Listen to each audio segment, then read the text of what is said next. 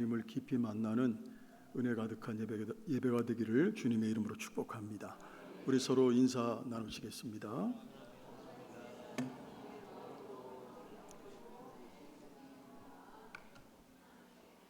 기도의 부흥, 말씀의 부흥, 섬김의 부흥, 선교의 부흥, 진천과 한국과 세계를 예수 마을로 만들어가는 교회. 아멘. 우리 예수님을 믿는 사람들은, 예수님의 생명을 소유하고 있는 사람들은 항상 성경적 가치관과 기준을 가지고 아닌 것은 아니라고 말할 줄 알아야 됩니다. 성경에서 하나님께서 죄라고 하는 것은 죄라고 말할 수 있어야 한다는 거예요. 특별히 차별금지법, 동성애는 하나님이 금하신 거예요. 그러면 우리도 신앙의 양심을 가지고 성경적 가치관을 가지고 통과돼서는 안 된다고 기도하고 반대해야 됩니다. 이건 어떤 정부이든지 성경에 위배되는 것, 하나님께서 기뻐하시지 않는 것은 아니라고 말해야 됩니다. 어떤 상황 속에서도 하나님의 말씀이 기준이 되어서 살아가시는 성도님들 될 수 있기를 주님의 이름으로 축복합니다. 예화집에서 본 내용인데, 직장에 다니는 예수 믿는 민수라는 청년이 있었어요. 이 청년이 신앙이 되게 좋았어요.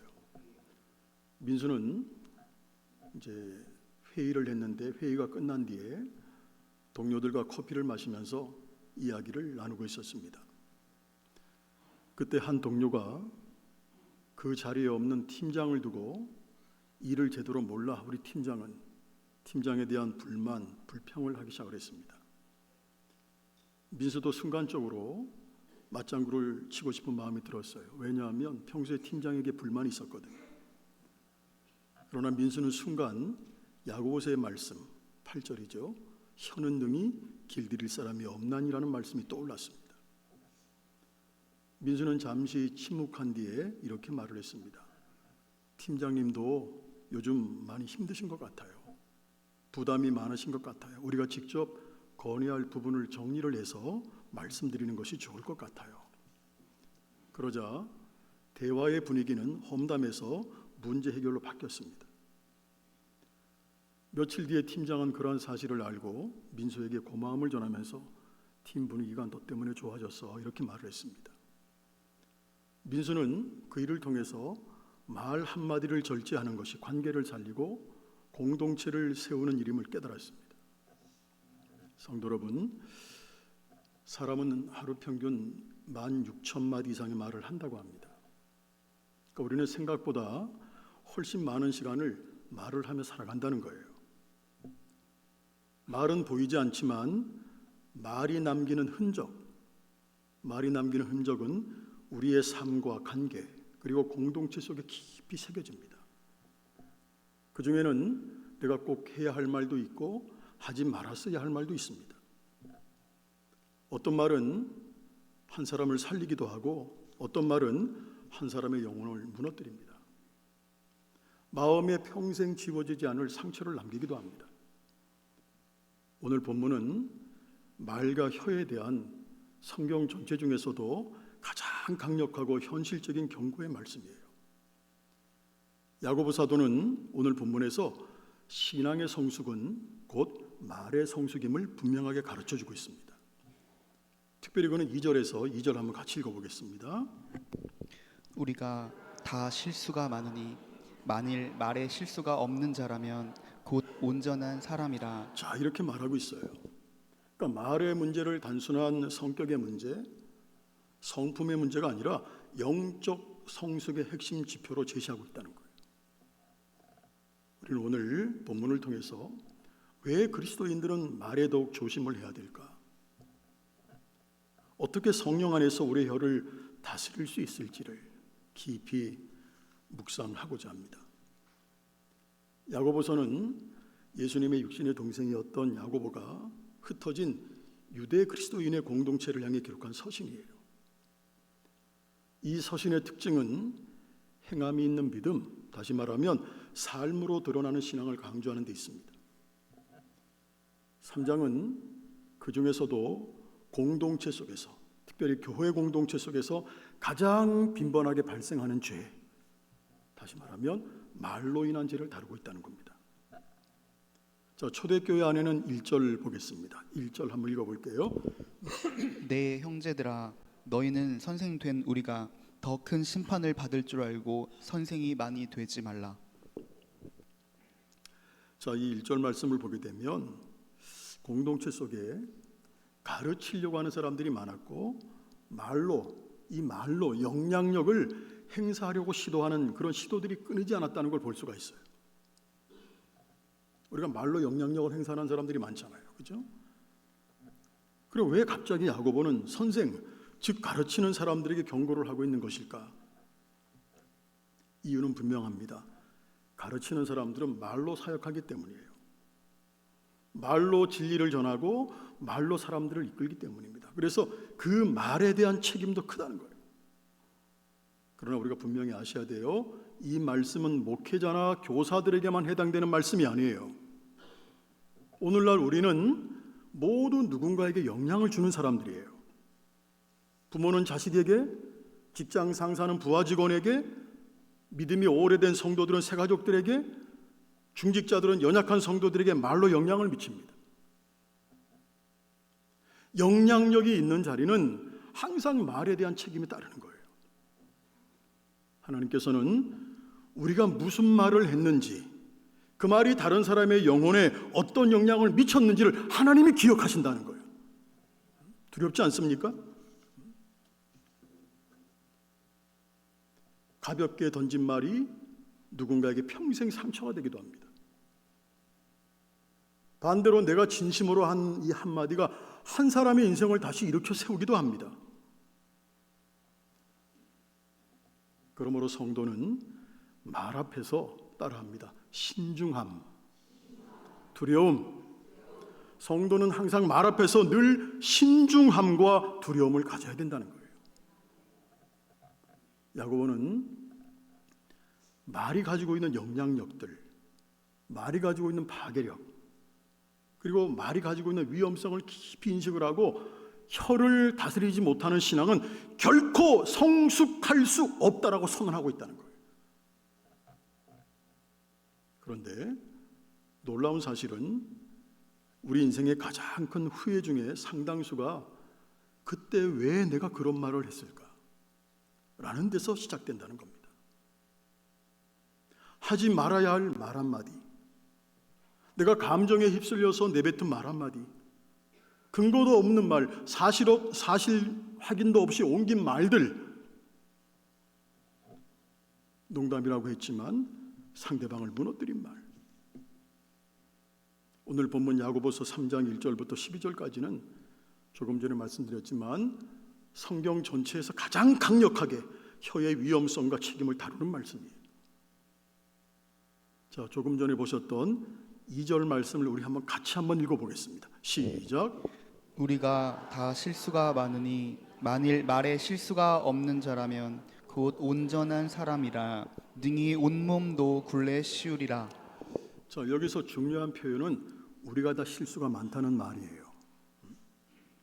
그러니까 야고보는 인간이 실수가 많다는 사실을 먼저 인정합니다. 거기에 자신도 포함되어 있다는 거예요. 문제는 뭐냐? 실수 자체가 아니라 말의 실수예요. 그러니까 말의 실수는 모든 인간의 공통된 연약함입니다. 그러나 동시에 이렇게 말을 해요.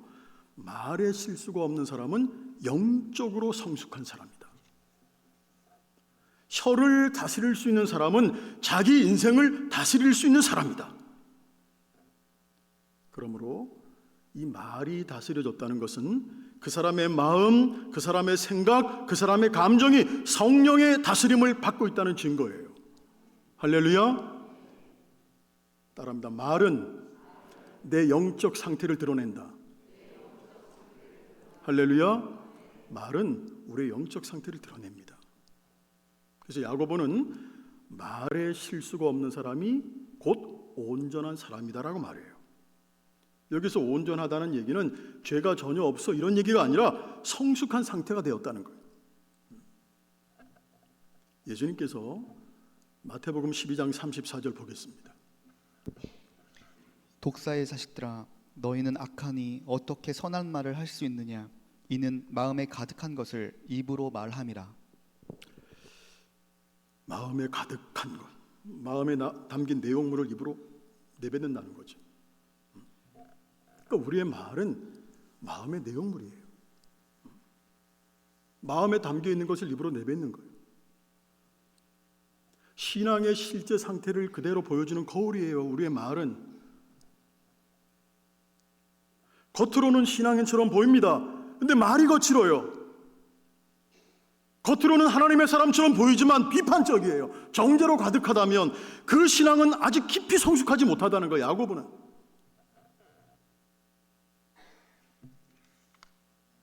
말은 신앙의 졸업 시험과도 같습니다. 기도는 굉장히 많이 하는데 말이 거칠어요. 성경은 많이 알아요. 성경은 많이 읽어요. 근데 말로 사람을 죽인다면 야고보는 말하고 있어요. 아직 온전하지 못하다는 거예요. 성숙하지 못하다는 거예요. 3절 봅니다. 우리가 말들의 입에 재갈 물리는 것은 우리에게 순종하게 하려고 그 온몸을 제어한 것이라. 자, 우리가 말을 순종하게 하려고 그 입에 재갈을 물리면 온몸을 제어할 수 있는 일. 여러분, 달리는 말 크고 힘이 세잖아요. 근데 그 말도 작은 재갈로 방향이 바뀌어버리는 거예요. 우리의 말도 마찬가지예요. 인생이라고 하는 큰 말은 혀라는 재갈에 의해서 움직입니다. 그래서 말이 거칠면 인생도 거칠어져요. 말이 부정적이면 인생도 어두워지는 거예요. 말이 은혜로우면 반대로 인생도 은혜로워지는 거예요. 믿으십니까? 그래서 우리가 자꾸 믿음의 말을 해야 되는 것이고 긍정적인 말을 해야 되는 거예요. 말한 대로 되니까. 4절 말씀 보겠습니다. 또 배를 보라. 그렇게 크고 광풍에 밀려가는 것들을 지극히 작은 키로서 사공의 뜻대로 운행하나니. 자, 배는 커요. 그죠? 배는 얼마나 큽니까? 바다는 거칠어. 근데 방향은 뭐가 결정하는 거예요? 키가 결정하는 거예요. 이 혀는 우리의 몸에서 굉장히 작은 부분이에요. 그러나 그 작은 혀가 우리 인생의 방향을 결정해요. 우리의 관계, 우리의 가정, 심지어 교회, 심지어는 신앙의 방향까지 말이 좌우합니다. 그러므로 인생의 폭풍 속에서도 우리 인생의 방향을 결정하는 것은 환경이 아니라 말의 방향이에요. 그러므로 원망의 말은 파멸의 방향이고 믿음의 말은 소망의 방향이라는 사실을 믿을 수 있기를 축복합니다. 그리고 이 혀는 불이에요. 불과 같아서 공동체를 무너뜨린다는 거예요. 5절 같이 읽어보겠습니다. 이와 같이 혀도 작은 지체로 돼 큰 것을 자랑하도다. 보라, 얼마나 작은 불이 얼마나 많은 나무를 태우는가. 자, 말의 문제는 통제 불가능성이 있는 거예요. 사실은 처음에는 작은 농담이었고, 처음에는 가벼운 뒷이야기였고, 처음에는 감정 섞인 한마디였지만 결국 관계 전체를 태워버립니다. 몇 주 전에 저희 딸 수아가 결혼했잖아요. 그때 이제 동기들 모임이 저희 교회에서 있었어요. 결혼식 하기 전에 11시에 동기 목사님께 들은 이야기예요. 어느 교회에서 한 성도님이 이렇게 말을 했다는 겁니다. 아, 요즘 목사님 설교가 예전 같지 않아? 그 말은 사실 확인도 없었고 악의도 없이 내뱉은 말이에요. 그런데 그 말은 다른 사람이 입을 거치면서 목사님이 문제가 있다는 말로 변했어요. 결국 교회가 분열되었어요. 아마 그 성도님은 자기가 분열의 불씨가 될지 몰랐을 거예요. 야고보는 말합니다. 혀는 불의 세계다. 공동체 전체를 더럽힌다. 이처럼 말은 공동체를 살리기도 하고 무너뜨리기도 한다는 거예요. 할렐루야. 그래서 야고보는 6절에서 굉장히 강한 표현을 하고 있어요. 혀는 곧 불이요 불의 세계라. 끝부분에 어디에서? 지옥불에서 나는 것이다. 혀는 불이자 불의 세계라고 말하고 있어요. 여러분, 불은 따뜻함을 주잖아요. 우리에게 추우면 불 쬐잖아요. 근데 통제되지 않으면 모든 거 태워버리거든, 불은. 교회 공동체 속에서도 마찬가지예요. 확인되지 않는 말들, 뒷말들, 비판의 언어는 공동체 전체를 병들게 합니다. 그저 나 한 사람만 말하는 것 같죠? 한 사람의 말이 신뢰를 깨뜨리고 사랑을 식어버리게 해. 교회의 본질을 훼손합니다. 여러분, 성경을 보세요. 사단은 언제나 말로 사람들을 넘어뜨려 왔어요. 에덴 동산에서 뱀은 무엇으로? 말로 하하를 속였어요. 반대로 은혜의 말은 상처 입은 영혼을 회복시키고 공동체를 하나로 묶어줘요. 그래서 성령님의 역사는 항상 하나 되게 하는 거예요. 사단은 흩어버리고 성령님은 하나 되게 하는 거예요. 우리가 분별할 줄 알아야지, 그걸. 잠언서 18장 21절 같이 읽겠습니다. 죽고 사는 것이 혀의 힘에 달렸나니 혀를 쓰기 좋아하는 자는 혀의 열매를 먹으리라. 죽고 사는 것이 혀의 힘에 달렸다고 선언하고 있어요. 그래서 우리는 말하기 전에 반드시 스스로에게 질문해야 돼. 내 말이 공동체를 세우는 말이냐, 아니면 무너뜨리는 말이냐. 그러므로 여러분 잘 아셔야 됩니다. 혀 자체가 악한 것이 아니에요. 통제되지 않는 혀가 사단의 도구가 될 수 있다는 거예요. 사단은 언제나 말로 공격해요. 에덴 동산에서 그랬죠. 출애굽시 광야에서 그랬죠. 특별히 가데스 바네아 정탐을 하고 돌아와서 사람들이 영향을 받잖아요. 부정적인 말에. 오늘날 교회도 그렇다는 거예요. 야고보는 이렇게 말합니다. 8절입니다. 혀는 능히 길들일 사람이 없나니 쉬지 아니하는 악이요 죽이는 독이 가득한 것이라. 이 말씀은 절망이 아니라 우리가 겸손으로의 초대로 이해를 했으면 좋겠어요. 여러분, 인간의 결심만으로 안 됩니다. 훈련만으로 부족한 거예요. 야고보는 사람의 힘으로는 혀를 길들일 수 없다는 거예요. 그래서 오늘 성경에도 표현하죠. 모든 짐승들, 모든 새들, 모든 벌레들, 바다의 생물들은 길들여질 수 있다는 거예요. 근데 이 혀는 아무도 길들일 수 없다는 거예요. 우리는 스스로의 결심만으로 말의 문제를 해결할 수 없습니다. 그래서 말의 변화는 따라합니다. 영적 문제, 영적인 문제입니다. 이 얘기는 성령의 도우심이 없이는 혀를 다스릴 수 없다는 거예요. 성령의 다스림이 필요하다는 겁니다. 그러므로 우리는 기도해야 됩니다. 기도. 근데 왜 새벽 예배 안 나오세요? 왜 금요 기도회 안 나오세요? 언제 기도하십니까? 집에서 기도하세요? 제가 볼 때 안 해요. 집에서 기도하십시오. 할렐루야. 기도하세요. 기도해야 우리가 담대함이 생기고 세상을 이길 힘이 생기는 거 아니에요? 그래서 시편 기자는 기도합니다. 시편 141편 3절 같이 고백합니다. 여호와여 내 입에 파수꾼을 세우시고 내 입술의 문을 지키소서. 할렐루야. 그러므로 말의 변화는 반드시 마음의 변화, 더 깊이 말하면 성령의 다스림에서 시작돼야 된다는 거예요. 성령께서 내 마음을 붙드실 때 내 말도 새로워지는 겁니다. 9절부터 12절은 역설적인 표현이에요. 찬양과 저주가 함께 나올 수 없다는 거죠. 신앙의 모순을 지적하는 말씀이에요. 9절입니다. 이것으로 우리가 주 아버지를 찬송하고 또 이것으로 하나님의 형상대로 지음을 받은 사람을 저주하나니. 오늘 여러분 주일날 찬송하셨죠? 그리고 돌아가서 입으로 또 다시 저주하면 안 되잖아요, 그죠? 예배당에서는 찬송하고 밖에 나가서 저주하고. 주일은 하나님을 찬송하면서 평일에는 사람을 무너뜨리는 말을 하고, 기도 후에 아멘, 말씀을 들으면서 아멘 외치지만 돌아서서 불평을 쏟아내고 한 입술을 가지고.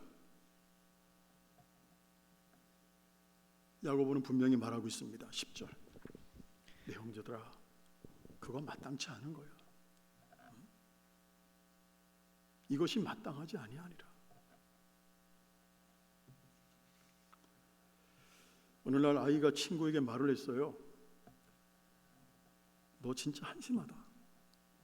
부모가 그 말을 듣고 물었습니다. 너 그 말 어디서 배웠어? 아이가 이렇게 대답을 했습니다. 엄마가 아빠한테 하던데? 말은 신앙 고백 이전에 삶의 고백이에요. 그래서 하나님을 향한 말과 사람을 향한 말이 사실 일치돼야 되는 겁니다. 야고보는 마지막으로 자연의 비유를 들어요.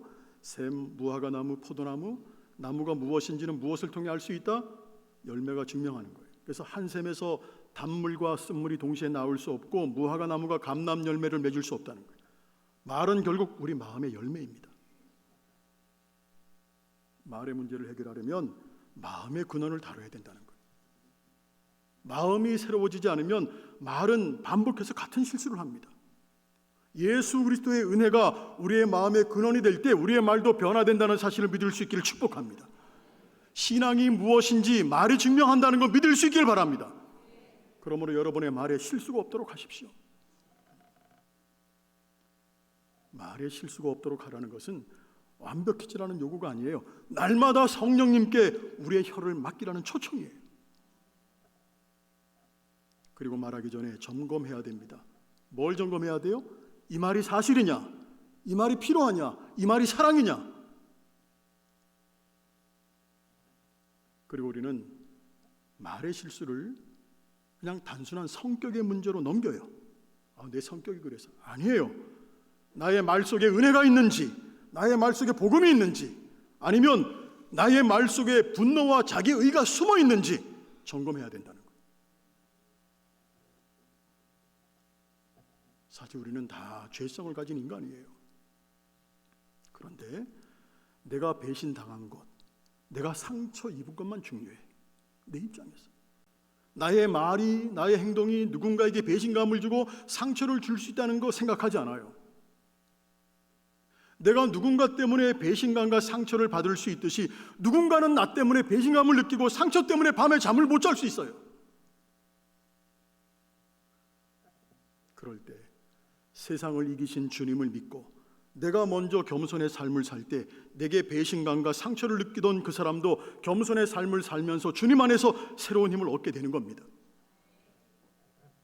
여러분, 교회를 사랑한다는 것, 이처럼 서로 겸손과 사랑을 나누고 서로 존중하며 사랑하는 거예요. 여러분, 이런 교회 공동체가 멋진 공동체 아닌가요? 이런 교회가 진짜 교회 아닙니까? 이런 교회가 세상을 바꾸지 않겠어요? 그러므로 이번 한 주간 말하기 전에 한 번 더 생각하시고 기도하세요. 내 말이 누군가를 살리는지 아니면 상처를 주는지 돌아보십시오. 그리고 불평하고 험담하고 싶을수록 기도 제목으로 바꾸십시오.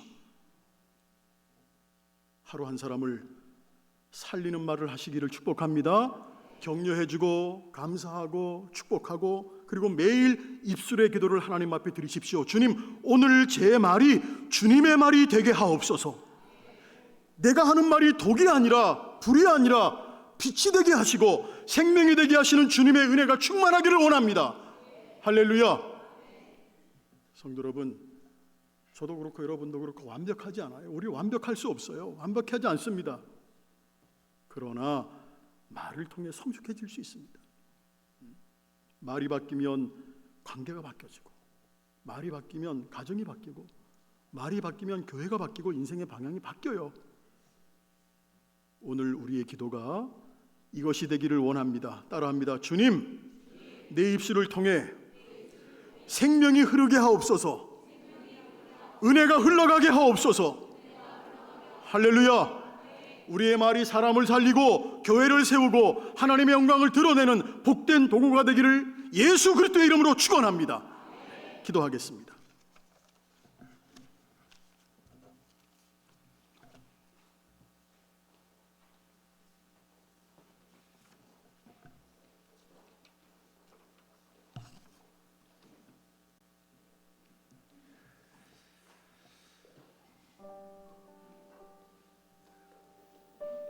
오늘 우리에게 주신 하나님의 말씀을 기억해 보며 이렇게 기도하길 소망합니다.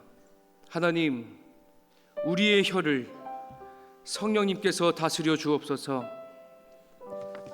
말에 실수가 없게 하시고 찬송과 축복의 말로 하나님께 영광을 돌리는 우리의 삶이 되게 하옵소서. 가정과 교회와 삶의 모든 자리에서 비난과 불평과 상처를 주는 우리의 입술이 아니라, 우리의 말이 아니라, 우리의 혀가 아니라 사람을 살리고 공동체를 세우는 말로 성숙한 그리스도인이 되게 하옵소서. 우리 함께 이 기도 제목 가지고 우리 찬양 부르신 후에 뜨겁게 기도하도록 하겠습니다.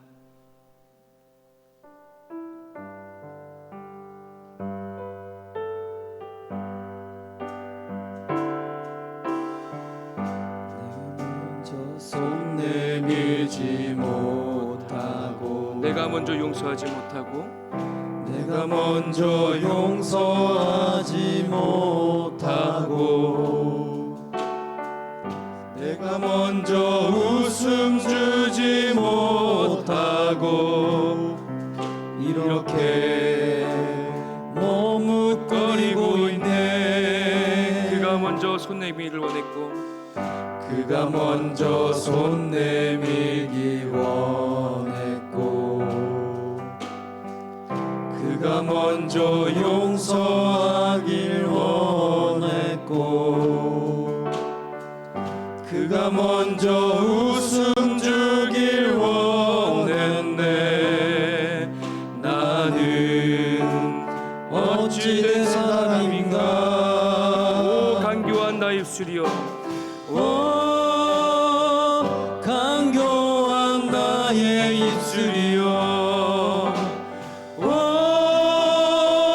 더러운 나의 마음이여 왜 나의 입은 사랑을 말하면서 왜 나의 마음은 화해를 말하면서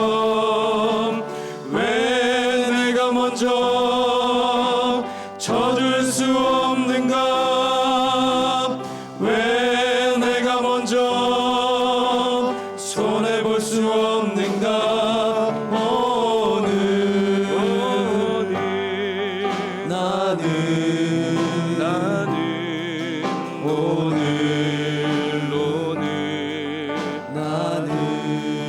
나는 주님 앞에서 몸둘 바 모르고 이렇게 흐느끼며 서 있네. 어찌할 수 없는 이 마음을 주님께 맡긴 우리 한 번 더 고백합니다. 오 추악한 나의 욕심이여 추악한 나의 욕심이여 서글픈 나의 자존심이여 왜 나의 입은 사랑을 말하면서 왜 나의 맘은 화해를 말하면서 왜 내가 먼저 젖을 수 없는가. 왜 내가 먼저 손해볼 수 없는가.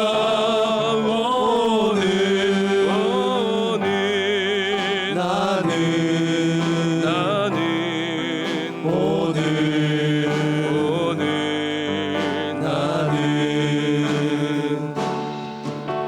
주님 앞에서 몸둘 바 모르고 이렇게 흐느끼며 서 있네. 어찌할 수 없는 이 마음을 주님께 맡긴 채로 주님께 맡긴 채로 우리 이 시간 간절한 마음으로 주여 한번 외치시고 기도하며 나아갑니다. 주여 사랑의 하나님 감사합니다. 하나님 오늘도 주님께서 하나님 우리의 삶을 이끄셔서 주님의 몸된 교회로 나오게 하심을 감사합니다. 하나님 오늘도 우리의 부족한 입술로 하나님 우리의 일상 속에서 하나님 죄를 저질렀던 우리의 입술로 하나님 거룩하신 하나님의 이름을 찬양하게 하심을 감사합니다. 하나님 그만큼 우리는 연약한 존재임을 이 시간 주님 앞에 고백하며 나아갑니다. 하나님 오늘 주님께서 우리에게 들려주신 그 말씀들을 하나님 다시 한번 기억해 보길 소망합니다. 하나님 우리의 혀가 우리의 말이 하나님 정말 사람들의 영혼을 죽이는 말이 아니었는지를 다시 한번 되돌아보길 소망합니다. 하나님 우리가 함께 다시 한번 결단하고 주님 앞에 고백하는 것은 성령님 우리의 혀를 우리의 말을 하나님 다스려 주시옵소서. 우리의 혀로 영혼을 죽이는 말이 아니라 하나님 우리의 말로 하나님 축복의 말이 되게 하시고 하나님 우리의 입술로 하나님께 영광 올려드리며 찬송하는 입술이 되게 하여 주옵소서. 하나님 사람들에게 비난과 또한 나의